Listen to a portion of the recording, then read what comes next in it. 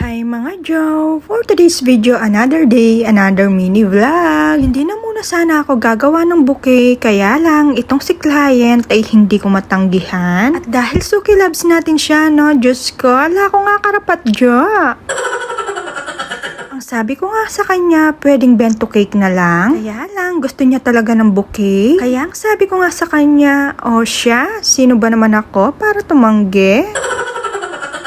At ayun na nga, may kasama din pala itong 4 na bento cake. At syempre, sa Sunday pa yon. O, sa mga hindi nakakaalam, sa Sunday na po yung Father's Day. Kaya, kung wala ka pong naiisip na ibigay sa tatay mo o sa daddy mo, i-DM mo na ako dyan.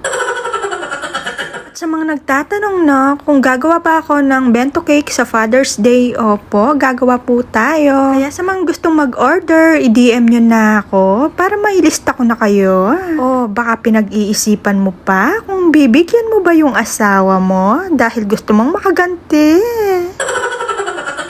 Reng aliwakan yan, Diyos sa biyanda. Diyos ko, anyong Mother's Day na ako pinjinyan tapos siya dinan ke, swelo na bungo. Lintik lang ang walang ganti, hanapin Jo.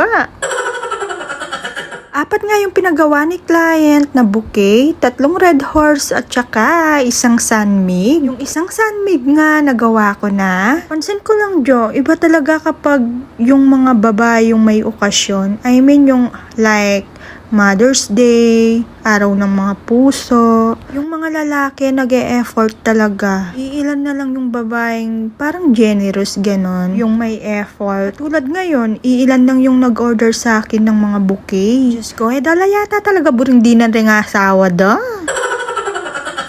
Alam nyo kasi mga Jo, kapag kahit maliit na bagay lang yan, pero may kasamang effort, kapag nag-effort kayo, Diyos ko, napakalaking bagay na yan. Ma-appreciate ng mga Diyosawan nyo yan. Pero hindi ko sinasabing mag-order ka sa akin, no? Pero parang ganun na rin.